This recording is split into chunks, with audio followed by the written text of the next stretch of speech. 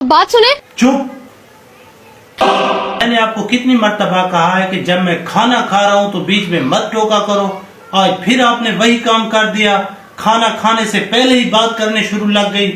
जब मैं खाना खा लूं फिर आपकी बात सुनूंगा। ठीक है, खा लें खा लें, मैं वेट कर रही हूँ।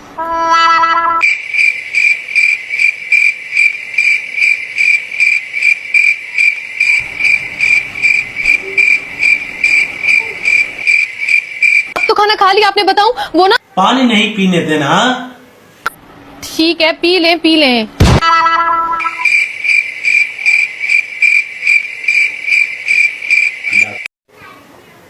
हाँ अब बोलो। मैं ये कह रही थी कि मैं ना बर्तन धोने लगी तो मुझे नजर आया कि सालन वाली देगची में ना छिपकली है, तो मैं आपको कहने आई थी कि आप ये खाना ना खाएं।